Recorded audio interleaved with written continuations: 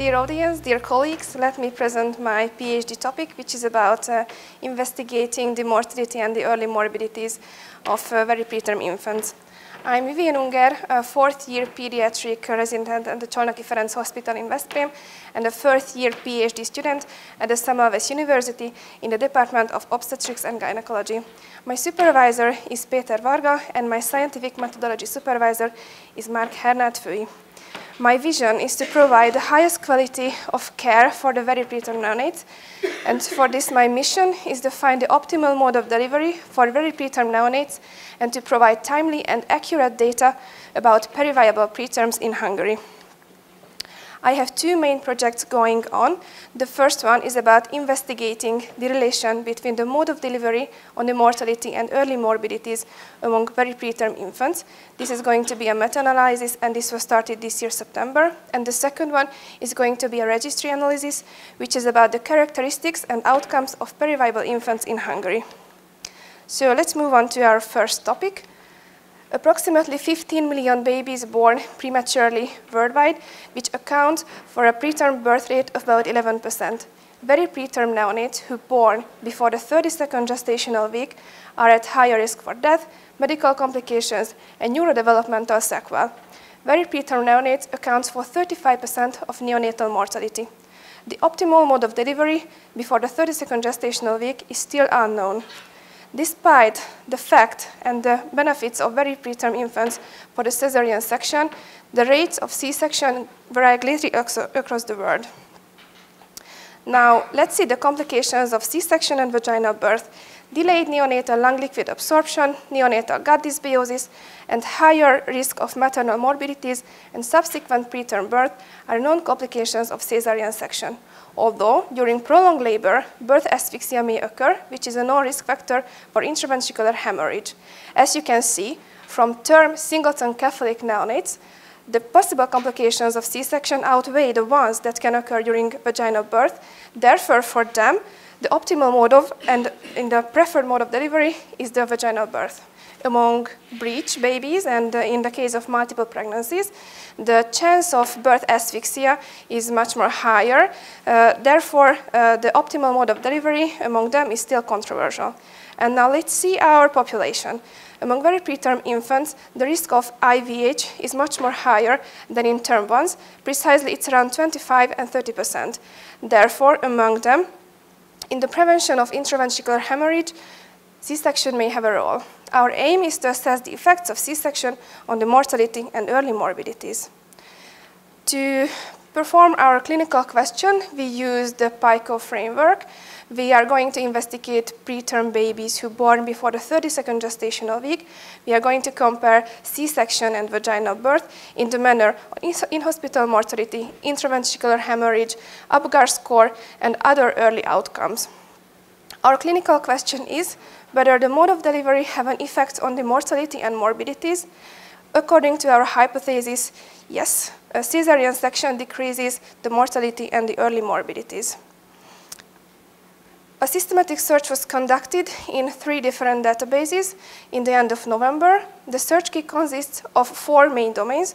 The first one is the preterm one, the second and the third are the different modes of deliveries, and the last one is the outcome domain. Almost 6,500 hits were in the beginning. After the duplicate removal, 4,000 were not eligible. And after the full text and after the title and abstract selection, almost 700 articles were eligible. And I'm almost in the finishing of the full text selection. And now let's move on to the second project, which is going to be about the characteristics of periviable infants in Hungary. According to the definition of the limit of the viability, is based on the fetus to survive outside the womb when supported by the most advanced medical care. There has been a change over time in the limit. In the 1980s, it was around the 28th gestational week. Meanwhile, 40 years later, it shifted to the 22nd and 24th one. Furthermore, regional differences are known. The definition of the limit of viability doesn't consider the chances of survival and the quality of life. Therefore, we need to know the limit where a preterm baby has a significant chance to survive without severe neurological impairment. The gray zone is set between two boundaries. The lower one is the absolute limit. It's around the 22nd gestational week. Under this, preterm babies barely survive. And the other limit is where a preterm baby has a significant chance to survive, and the survivors have a good quality of life. Babies who are born during this gray zone, during this period, are meant to be really big issues for healthcare providers. To manage them properly, we need to make hard ethical and medical decisions, and for this, we need up-to-date and on data. Unfortunately, only lack of data available from the Central Eastern European region. So our aim is to do a registry analysis based on the Hungarian NICU database. Our clinical question is that how did the limit of viability change over time in Hungary? We are going to investigate preterm babies who are born between the 22nd and 26th gestational week.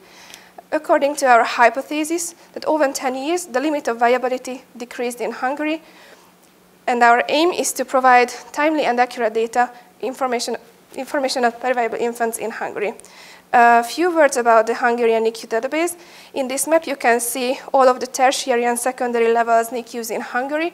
This database was initiated in 2002, and from 2005, all of the tertiary and secondary NICUs needs to provide data for this database. So we are planning to do a registry analysis based on this database. To summarize my presentation, you can see my two ongoing projects. I'm planning to finish the first one by the next year, May, and the second one by the next year, September. And to finish my presentation, let me share you a quote. A person is a person, no matter how small. Thank you for your attention.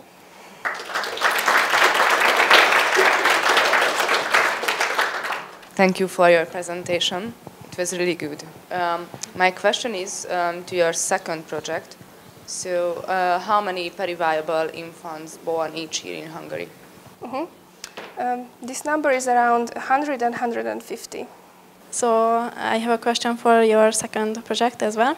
I'm curious, why are you going to analyze the preterm infants who are born on the 25th and 26th gestational week, not just on the 22nd and 24th, as you mentioned as the gray zone? Good question.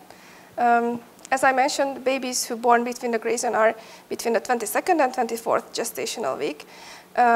So we would like to analyze those ones who has known data about their survival and possible complications, and to use such as a control group to compare them to the really periviable ones.